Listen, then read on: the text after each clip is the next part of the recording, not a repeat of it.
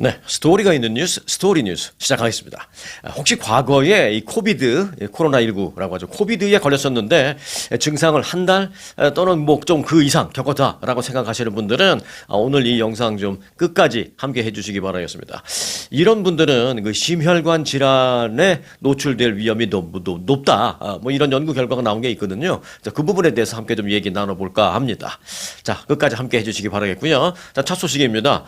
미국과 이란은 오는 11일 파키스탄에서, 그러니까 11일이 금요일입니다. 토요일입니다. 11일 토요일 파키스탄에서 본격적인 그 종전 협상에 나설 예정입니다. 지금 일단은 휴전 상태죠. 그런데 이제 휴전이 아니라 궁극적인 종전을 위한 협상에 드디어 시작한다는 얘기입니다. 현재 조건부로 2주간 휴전 상태인 것을 종전으로 하기 위한 대면 협의가 드디어 주말에 시작되는 것입니다. 종전 협의가 열리기로 한 가운데 트럼프 대통령은 그 협상단 구성과 관련해서 스티브 위트코프, 이분은 이제 트럼프 대통령의 오랜 친구죠. 그리고 제너드 쿠슈너, 이 사람은 이제 트럼프 대통령의 맞사위죠. 그리고 이제 한 명이 더 이번에 새로운 투수가 투입됩니다. 구원 투수가 투입됩니다. 누구냐? 제이디 벤스 부통령이 투입됩니다.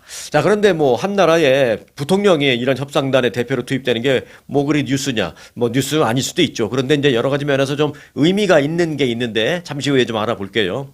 자, 그러면서 트럼프 대통령은 제이디 벤스 부통령이 이번 협상단을 이끌 예정이다라고 말을 했습니다. 그런데 이제 왜 어떤 면에서 좀 생각해 볼 게 있느냐? 제이디 벤스 부통령은 사실은 이 전쟁 회의론자, 뭐 전쟁 반대론자까지는 아니어도 더 좀 신중하게 우리가 생각해 봐야 된다라는 그런 목소리를 좀 유일하게 백악관에서 냈던 전쟁 회의론자라는 평가를 많이 받았었습니다. 그리고 이번 전쟁 중에도 트럼프 대통령과 약간의 그 뭐 의견 차이도 있고 뭐 의견 대립까지는 아니어도 그런 인물로 알려져 있는데 그런 사람을 협상단 대표로 트럼프 대통령이 오케이 했다라는 것은 우리가 이제 생각해 볼 필요가 있는 것이죠.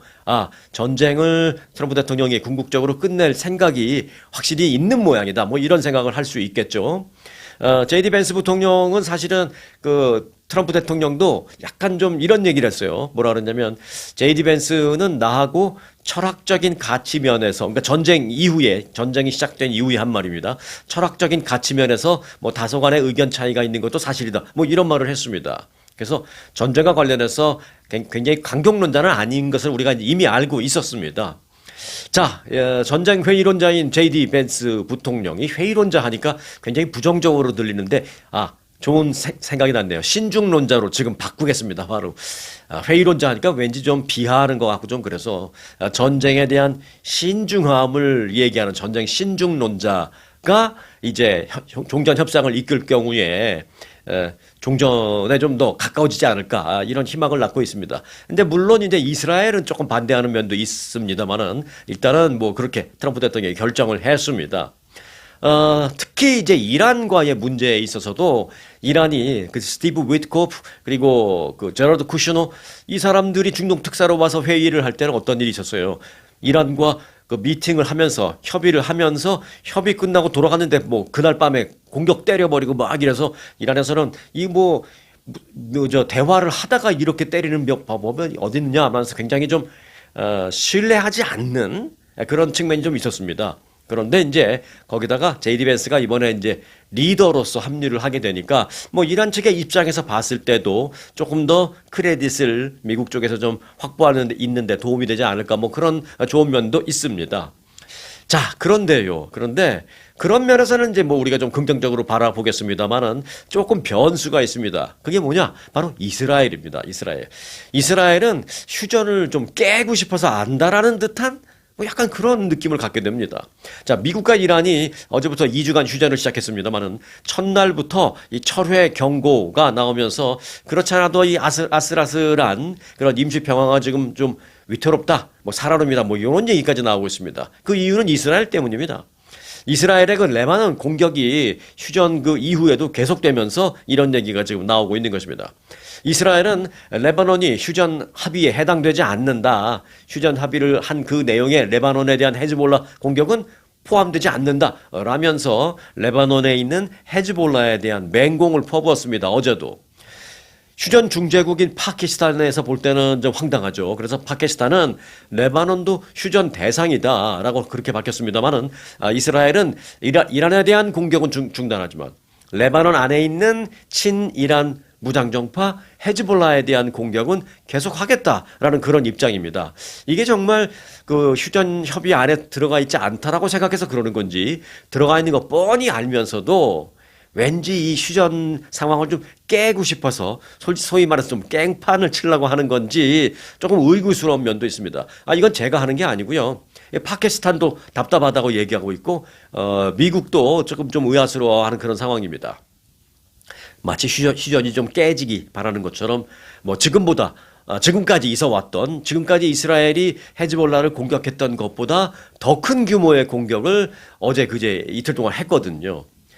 이란은 저항의 축 동맹이라고 불리우는 그 헤즈볼라가 즉 이스라엘로부터 공격을 받으면 이건 뭐 우리한테 공격하는 거랑 똑같이 우리는 생각하겠다 이러면서 이런 식으로 가면 휴전 곤란해요. 뭐 약간 그런 입장을 보이고 있습니다. 그래서 이란은 이스라엘이 레바논을 계속 공격해서 휴전 합의를 위반한다면 우리도 이걸 처리하겠다. 즉 휴전 합의를 우리도 더 이상 지키지 않고 깨겠다. 뭐 이런 입장을 밝혔습니다.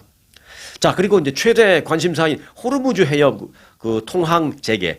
이제 바다이기 때문에 여기를 왔다 갔다 하는 걸 차량은 왔다 갔다 하는 걸 통행이라고 하죠. 근데 이제 이건 바다이기 때문에 통행이 아니라 통항 이렇게 말합니다. 뭐 운항한다 이렇게 말할 때. 자, 호르무즈 해협의 통항 재개 문제도 좀 지금 삐걱거렸습니다. 어제까지만 해도. 휴전 발표 이후인 어제 오후 상선 두 척이 호르무즈 해협을 지나갔습니다. 하지만 그게 다였습니다. 이스라엘의 휴전 위반 문제로 인해서 유조선 통항이 또다시 중단되는 거 아니냐라는 지금 위기감이 다시 나오고 있는 겁니다. 이스라엘의 그 휴전 위반 행위가 계속되자 그러니까 이제 이스라엘은 뭐 위반 아니다라고 말하지만 뭐 이란 쪽에서 봤을 때 그리고 중재국인 파키스탄에서 봤을 때 뭐 위반이다라고 얘기하는 거죠. 그런 행위가 계속되자 이란은 자신들의 허가 없이 호르무즈 해협을 통과하려는 선박은 파괴하겠다. 라고 또다시 위협하고 있습니다. 그러면서 결국 이제 해협의 통항은 여전히 좀 차단돼 있는 그런 상황입니다. 휴전이 발표되고 나서 그 다음날은 좀 풀렸어요. 그래서 상선 두 척에 나왔거든요. 그런데 이제 이스라엘이 헤즈볼라를 때리면 그 후에 다시 다쳤다. 뭐 이렇게 볼 수가 있는 겁니다. 자, 휴전 합의의 그 중재국, 그러니까 뭐 주역이라고도 볼 수가 있겠는데, 주역인 그 파키스탄의 샤리프 총리는 이렇게 말했습니다. 휴전 위반 사례가 지난 휴전 발표 이후에 이스라엘 때문에 몇 건이나 보고됐다라고 말하면서 평화 절차의 정신을 해치는 행위를 이스라엘은 즉각 중단하라라고 휴전을 중재한 파키스탄 쪽에서 그렇게 얘기했습니다. 휴전을 깨고 싶어서 안달하는 그 이스라엘 때문에 좀 살얼음판 같은 휴전이 계속되고 있다라고 현재 상황을 그렇게 좀 말씀드릴 수 있겠습니다. 자, 트럼프 대통령은 이란과의 휴전을 깨트릴 수 있는 뇌관으로 그 이스라엘이 떠오르자 그리고 이제 레바논 공격이 계속되자 이는 휴전 합의에 포함되어 있지 않다라고 살짝 이스라엘 편을 드는 그런 발언을 했습니다. 이게 무슨 공식적인 발표에서 그런 말을 한 건 아니지만 뭐 좀 간단한 전화 인터뷰에서 이런 말을 좀 흘렸습니다. 그러니까 이게 이제 두 가지 의미도 있다고 봅니다. 기본적으로 이제 이스라엘을 좀 편들어 주려는 것도 뭐 당연히 있을 거라고 저는 보고요. 그리고 또 하나는 이 상황에서 이스라엘이 휴전 합의를 깼다라고 해버리면 이란도 휴전 합의를 깨고 나 이제 휴전 안 해 할 수 있는 명분을 줘버리는 거니까 아니야 이스라엘이 휴전 합의 깬 거 아니야 하면서 이스라엘 편도 좀 들어주고 그리고 이란한테 휴전 합의 깬 거 아니니까 딴 생각하지 말고 계속 휴전하는 거야 우리는 약간 요런 그런 차원에서 이제 한 말이라고 생각이 됩니다. 트럼프 대통령은 어제 그 PBS와의 인터뷰에서 해당 공격을 나도 보고 받았다라면서 레바논 내 헤즈볼라에 대한 공격은 휴전 합의에 포함되지 않았다라고 말했습니다. 그러자 이제 기자가 묻습니다. 왜 이스라엘의 레바논 공격이 휴전 합의에 포함되어 있지 않는 겁니까? 라고 묻자 트럼프 대통령은 뭐 왜에 대한 답변을 하지 않고 그 문제도 곧 다루어질 것이다. 이렇게 답변을 했습니다.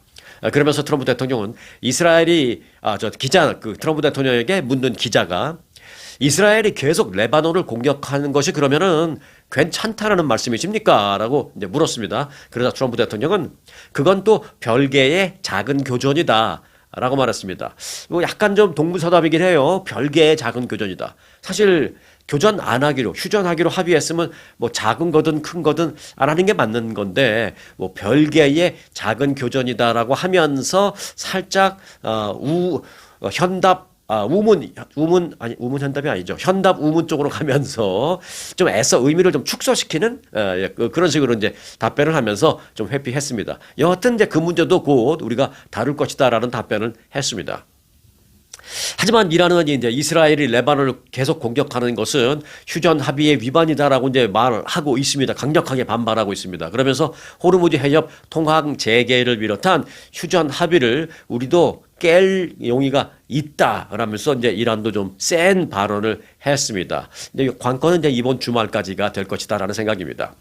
한편 트럼프 대통령은 일각의 우려를 의식한 듯 협상에 무관한 사람들로부터 확인되지 않은 그런 합의 내용들이 여기저기서 뭐 이것도 합의됐다 저것도 합의됐다라고 막 그런 얘기들이 여기저기서 막 나오고 있는데 그렇게 무책임한 그런 얘기를 하면 안 된다. 그들 대다수는 사기꾼이고 돌팔이고 나쁜 자들이다라고 말하면서 함부로 얘기하지 않기를 바란다. 뭐 이렇게 얘기했습니다. 네, 맞습니다. 이게 이런 굉장히 중차대한 면은 뭐 아무리 기자라 하더라도 함부로 얘기해서는 안 된다라는 거 저도 동의합니다. 그런데 또 이제 뭐 언론인이 아닌데 그런 얘기하는 거는 뭐 문제가 있겠습니다만은 언론인 차원에서 또는 언론 차원에서 이런 얘기가 나올 수 있는 이유는 또 하나 있어요. 뭐냐면 뭐 저는 아무래도 팔이 안으로 굽는다고 뭐 아무래도 정부나 어떤 기관보다는 이제 언론 쪽에 조금 더 한 번 더 생각하는 게 저는 체질화되어 있기 때문에 좀 더 이제 말씀을 드린다면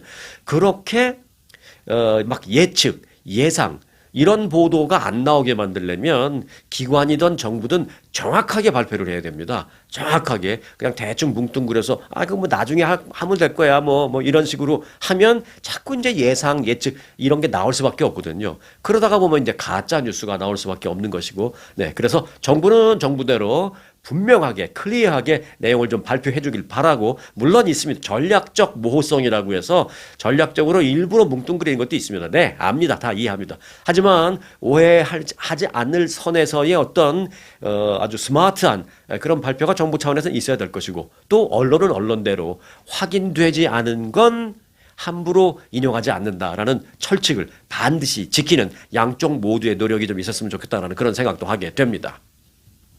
자, 이런 가운데 이번 전쟁을 통해서 사업을 하려는 아이디어도 계속 나오고 있습니다. 일종의 이런 겁니다. 예를 들면 뭐 나이트클럽 한국 같은 경우에 막 나이트클럽이 있으면 그 동네를 관할하는 무슨 깡패들, 불량배들, 조직폭력배들, 이런 조직들이 그 나이트클럽을 보호해 준다고 하면서 일종의 관리비 같은 거 뜯어가고 이런 게 영화에 나오죠. 네. 요즘도 현실적으로 그런 건지 모르겠습니다만 이제 영화를 빗대어서 제가 이제 설명을 드린다면 나이트클럽의 관리비 그럼 나랑 반반씩 나누자. 막 약간 요런 느낌도 있습니다. 자, 트럼프 대통령이 어제 미국과 이란이 호르무즈 해협 통행료를 공동으로 같이 징수하는 방안을 검토 중이다라고 밝혔습니다. 앞서 말하는 그 반띵하자는 것도 좀 비슷하죠. 네. 트럼프 대통령은 어제 그 ABC 기자와의 인터뷰에서 우리는 이를 조인트 벤처, 즉 합작 사업으로 진행하는 방안을 생각하고 있다라면서 이는 호르무즈 해협을 보호하는 동시에 다른 많은 세력으로부터 해협을 지키는 좋은 방법이 될 수도 있다라고 말했습니다. 막 불과 엊그제까지만 해도 물론 아직도 종전된 건 아닙니다만은 대포 쏘고 미사일 쏘고 막 죽일 듯 쌀 듯 맨날 그렇게 지금 싸우다가 잠깐 쉬는 틈인 상황인데 그렇게 철천지 원수처럼 싸우고 문명을 파괴해버리겠다. 한 나라의 문명이 완전히 오늘 밤 없어질 거다. 석기 시대로 보낼 거다. 막 이렇게 해놓고 너 나랑 같이 사업할래? 지금 이러고 있는 겁니다. 지금. 그러면서 트럼프 대통령은 이건 매우 훌륭한 일이 될 것이다. 라고 말했습니다. 서로 죽고 죽이고 하면서 싸우더니 아직 종전도 되지 않은 상황에서 갑자기 조인트 벤처, 이 합작 사업 얘기가 나오고 있는 이런 상황에 대해서 일각에서는 믿기 힘들다는 그런 그 반응도 보이고 있습니다. 정말 이래도 되는 거야 라는 좀 황당한 반응도 있고요. 자, 해당 그 인터뷰를 한 조나단 칼이라는 기자는요, 이 내용을 자신의 SNS 계정에 공유했습니다. 조나단 기자는 오늘 아침 트럼프 대통령과의 인터뷰에서 이란이 호르무즈 해협을 통과하는 모든 선박에 통행료를 부과하는 것이 괜찮습니까? 라고 내가 질문을 하자 트럼프 대통령은 미국과 이란이 합작으로 같이 통행료를 징수할 수도 있다라고 답변을 했다라고 이렇게 올렸습니다. 미국과 이란은 현재 2주간의 종전에 들어간 상태인데 종전에 합의한 조건에 관심이 쏠리고 있는데 그럼 이것도 종전 합의 조건에 들어가 있는 것이냐라는 생각을 해볼 수밖에 없는 거죠. 그런데 이란이 미국에 제시한 종전안에는 이란이 해협을 통과하는 선박으로부터 통행료를 징수하고 이를 이란의 전쟁 피해를 복구하는 데에 사용한다라는 내용은 담긴 것으로 확인됐습니다. 그런데 거기서는 이란이 통행료를 받아서 이란 피해를 복구한다 이렇게 되어 있지 이란이 미국과 함께 한다라는 얘기는 없습니다. 네, 그러니까 뭐 공식적으로는 지금 현재 휴전 그 협의안 안에는 없는 거죠. 미국이 같이 하는 게. 전쟁을 하던 두 나라가 합작 사업을 과연 할 수 있을까 하는 그런 의문 속에서 사실 트럼프 대통령은 진작부터 이런 상황 뭐 여러 차례 좀 흘리듯이 말을 했으면 우리는 알 수 있습니다. 자, 트럼프 대통령은 앞서 그 SNS에서 이건 뭐 말이 아니라 이제 글이긴 합니다만은 네, SNS에 미국은 호르무즈 해협의 통행 정체 해소를 도울 것이다. 그 얘기는 뭐냐 이제 지금 봉쇄된 것을 풀겠다라는 의지 플러스 봉쇄를 풀어서 이란이 무슨 통행세를 받고 위협하고 막 이런 상황에서 안전하게 만드는데 미국이 개입하겠다 뭐 이런 얘기죠. 그 통행 정체를 해소할 것이다. 그걸 도울 것이다. 또 이를 통해서 큰 수익이 만들어질 것이다. 라는 그런 내용의 글을 SNS에 여러 차례 올린 적이 있습니다. 어찌 보면 좀 빌드업 하는 것 같은 뭐 그런 생각도 듭니다. 그리고 그 다음 날이었던 엊그제는요, 이란은 재건을 시작할 수 있으니까 종전이 발표된 그 바로 다음 날 아침에 이란은 재건을 시작할 수 있다라는 내용을 SNS에 올리기도 했습니다. 그 얘기는 뭐예요? 그 통행세 받아갖고 한다는 거죠. 지금 이란이 미국한테 전쟁 복구 비용 달라라는 내용을 이제 종전 합의안에 넣겠다라는 거 아니에요. 그러니까 종전 복구 비용을 미국이 줄 수는 없죠. 네, 줄 수는 없으니까 약간 절충안으로 통행료 받아. 그리고 그걸로 전쟁 복구해. 라고 하면서 잠깐 일로 와봐. 그 통행료 받게 내가 해줄 테니까 나랑 반띵하자. 나랑 반반씩 나누자. 이렇게 할 줄 모른다라는 것입니다. 자, 그때는 이제 종전은커녕 휴전도 되지 않았던 상황에서 나왔던 말입니다. 뭐 호르무즈 해협에 그 돈을 많이 받고 안 받고 하는 그런 거. 그리고 이란의 재건과 관련해서 미국도 큰 수익이 있을 것이다. 이거는 그 종전이 아니라 휴전안 발표되기도 전에 그런 얘기가 진작 나왔어요. 일찌감치. 당시에는 호르무즈 해협 통행료를 징수해서 재건 비용으로 쓰겠다는 이란의 제안을 트럼프 대통령이 수용할 의사가 뭐 있는가 보다. 뭐 이란이 그렇게 통행료 받고 재건 비용을 쓰는 거 그냥 눈 감아줄 모양이다. 뭐 요 정도로만 우리가 분석을 했죠. 미국이 통행료 징수에 함께 참여한다라는 생각조차 못했었습니다. 그런데 2주간의 그 휴전 합의가 나온 이후에 자꾸 이제 이런 얘기가 본격적으로 나오고 있는 것입니다. 미국도 같이 하겠다라는 그런 얘기가. 결국 어제 그 ABC 방송 기자와의 그 인터뷰에서 밝힌 합작 사업, 조인트 벤처를 이란하고 하겠다라는 그런 언급은 이란뿐만이 아니라 미국이 호르무즈 해협 통행료 징수에 관여하겠다. 우리도 같이 와서 반띵하겠다라는 그런 의미로 확실하게 풀이되고 있는 건 사실입니다. 건너편, 내 동네도 아니고 저 건너편, 꽤 먼 건너편 동네에 있는 그 나이트클럽 관리비를 받으려고 하는 그 불량배들이 있는데 그 불량배 무리들에게 쳐들어가서 관리비 나도 도와줄 테니까 나랑 반띵하자라고 그런 합의를 하게 되는 거 아니냐? 약간 지금 이런 분석이 나오고 있는 그런 상황입니다. 여하튼 이런 내용이 조금 더 구체화되는 것은 아마 이번 주말을 분수령으로 나오게 될 것으로 생각되고 있습니다. 네. 다음 스토리는요, 이겼지만 불안하고 졌지만 은근히 좋아하는 선거 결과 스토리를 좀 전해드리겠습니다. 지난 7일 조지아주에서 치루어진 연방 하원 보궐선거, 그 결선 투표가 결과가 나왔는데요. 트럼프 대통령이 직접 공개적으로 지지를 한 후보가 있었습니다. 공화당의 클레이 풀러라는 후보가 있었는데 그 후보가 당선됐습니다. 그러니까 뭐 공화당에서는 뭐 일단 기뻐해야 될 일인데 요게 이제 이긴 게 아니야. 약간 요런 느낌입니다. 지금 왜 그런지를 뭐 말씀드리겠습니다. 조지아주 14선거구 보궐선거의 결선 투표 개표 결과 공화당의 클레이 풀러 후보는 55.9%, 또 민주당의 샨 해리스 후보는 44.1% 이렇게 득표를 해서 공화당의 풀러 후보가 당선이 됐습니다. 이로써 연방 하원에서 공화당은 민주당과의 의석차를 네석차 그렇게 이제 유지를 하게 됐습니다. 해당 선거구는 그런데 뭐 사실 공화당 깃발만 꼽으면 다 당선될 수 있는 우리가 흔히 말할 때 그런 지역구거든요. 지난 14년 동안 공화당이 한 번도 진 적이 없는 전통적인 보수 강세 지역입니다. 그러니까 뭐 이긴 건 뭐 기뻐할 만한 일이지만 뭐 어찌 보면 당연히 이기는 건데 문제는 앞서 제가 그 숫자를 말씀드렸습니다만은 그 격차가 이제 예사롭지 않다라는 것이죠. 트럼프 대통령은 지난 2월에 이 지역구를 방문해서 풀러 후보에 대한 지지를 공식적으로 표명하기도 했습니다.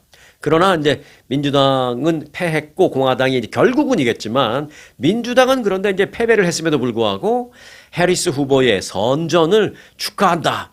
잘했다. 너무 잘했다. 젖잘 싸죠. 졌지만 잘 싸웠다. 그런 지금 축제 분위기입니다. 뭐 축제까지는 아니어도 굉장히 고무되어 있는 분위기입니다.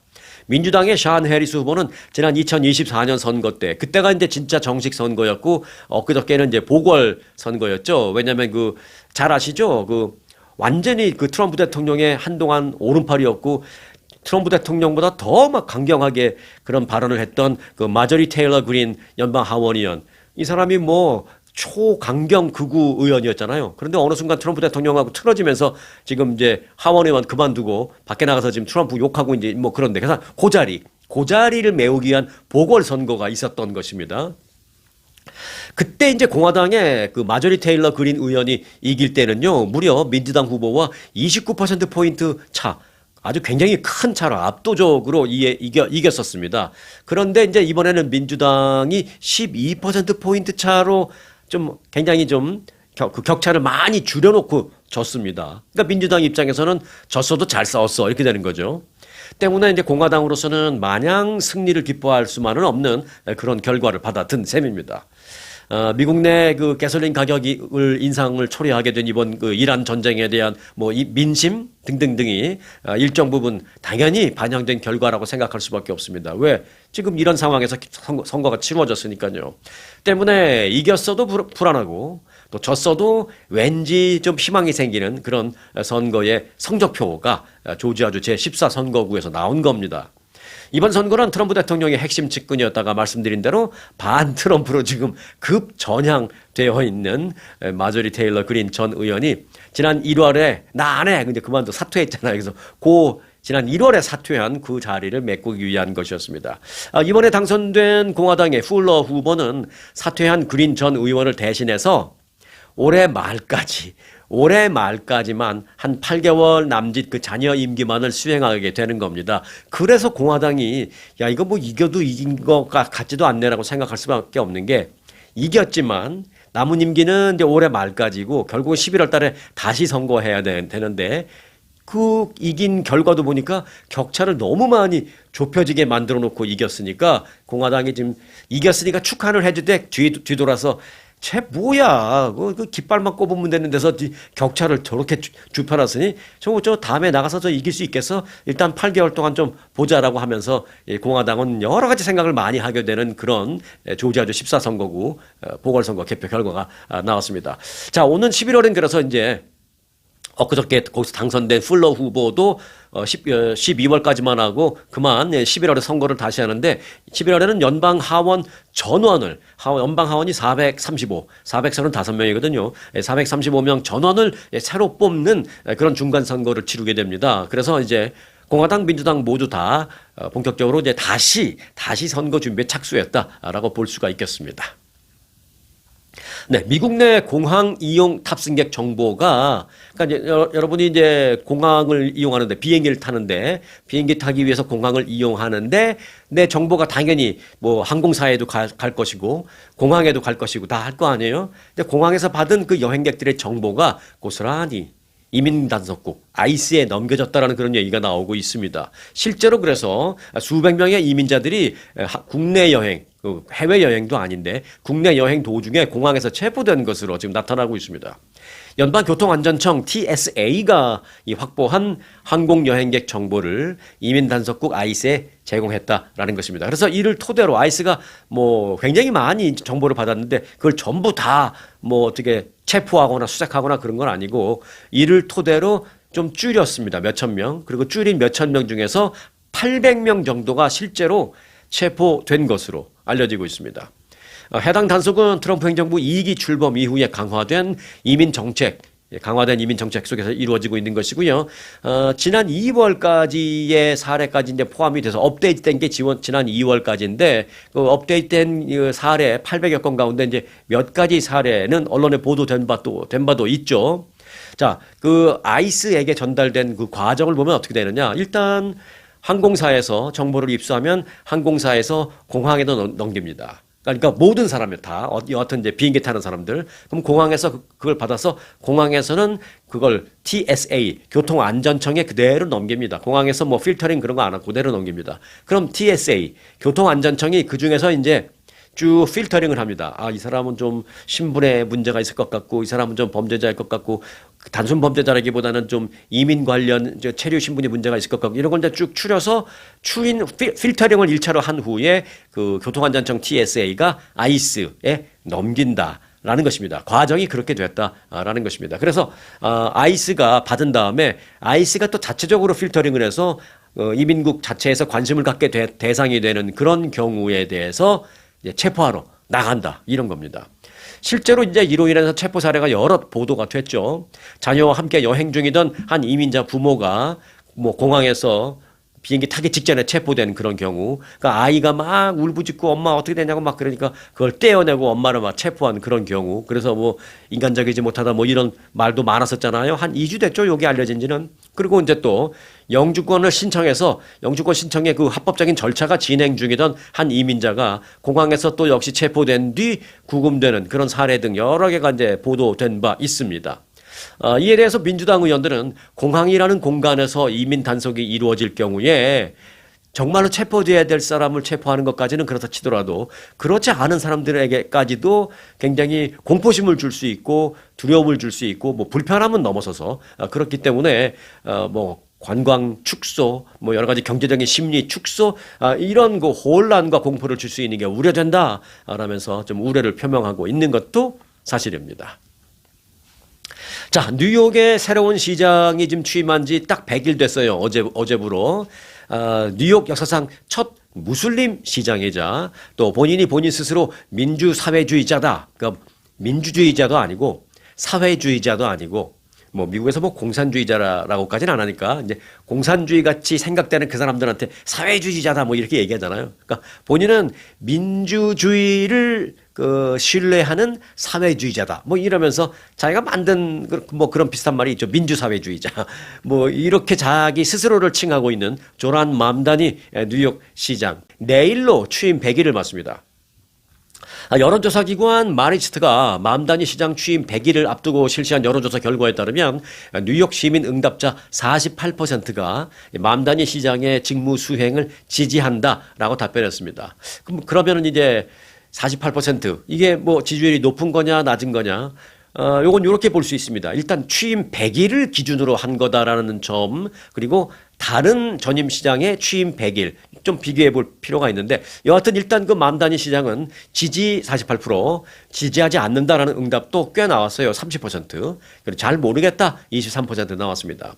또 응답자의 55%는 맘다니 시장에게 호의적인 시각을 갖고 있다라고 밝혔습니다. 55%가.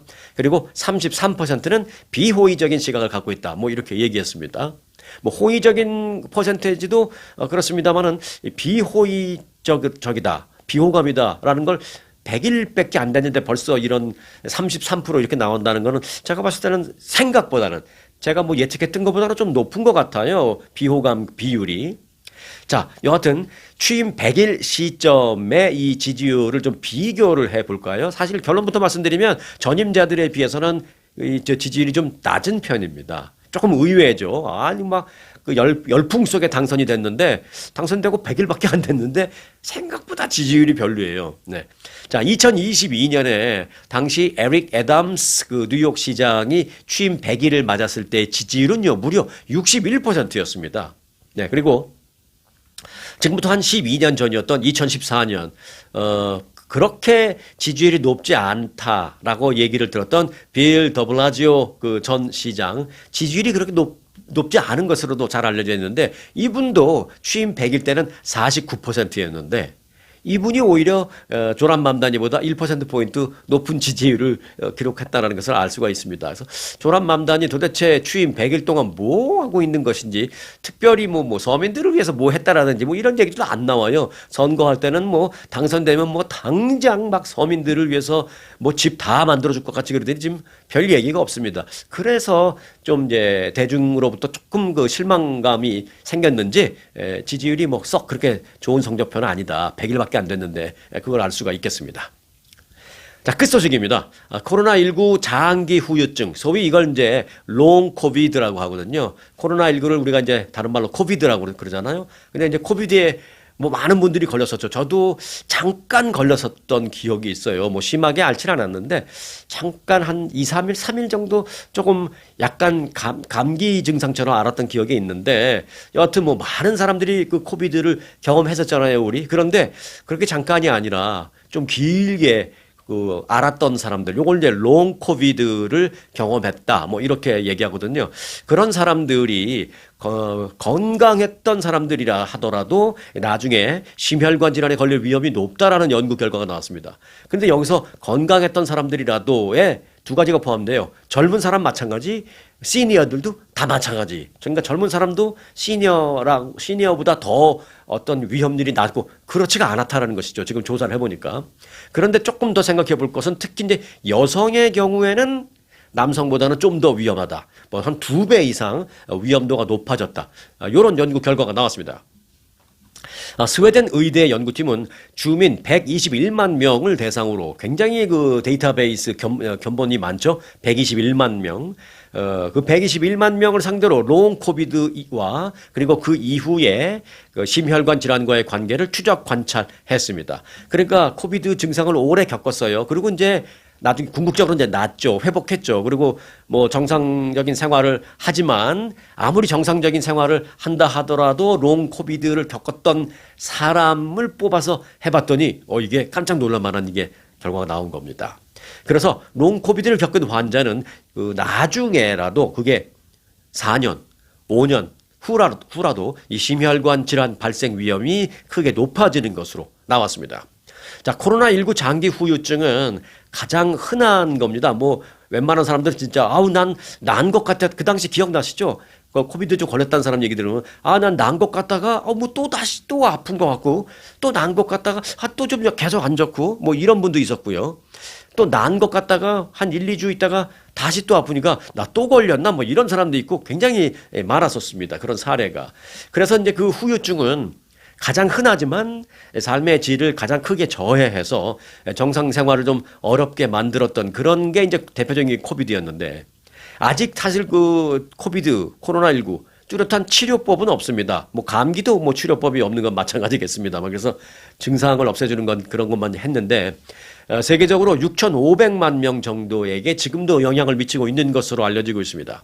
자, 여하튼 추적 관찰 결과 롱 코비드 환자에게서 심혈관 사건 발생률은 여성의 경우는 18.2%, 남성의 경우는 20.6%로 롱 코비드를 겪지 않은 그룹에 비해서 2배 이상 위험이 높았다라는 것입니다.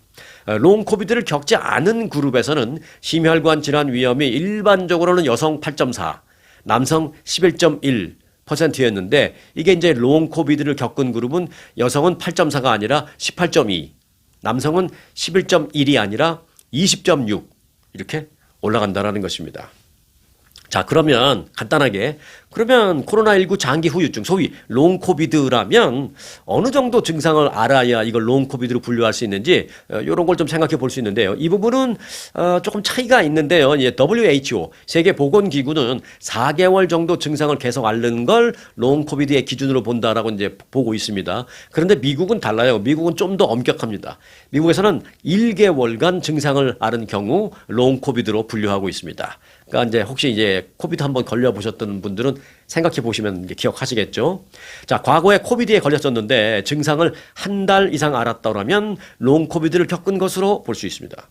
과거 코비드 감염 사례를 보면요. 대부분 1주 내지 좀 오래된 사람은 한 2주 정도, 요게 이제 보통 평균이 그렇습니다. 1주 내지 2주 정도 앓는 것이 평균으로 나왔습니다만은 한 달 이상 고생한 사람들도 뭐 당연히 있었습니다. 뭐 꽤 있었습니다. 그리고 뭐 몇 달을 고생한 사람들도 있었고 어떤 분들은 몇 달이 지나도 이게 난 건지 안 난 건지 모르겠다고 막 그런 분들도 계셨습니다. 특히 한 달 이상 고생을 한 경험이 있다면 본인이 롱 코비드를 겪었다라고 생각하시고요. 심혈관 질환 위험이 높아질 수 있다라는 걸 염두에 두고 평소에 조심해야 한다라는 그런 연구 결과가 이번에 나온 겁니다.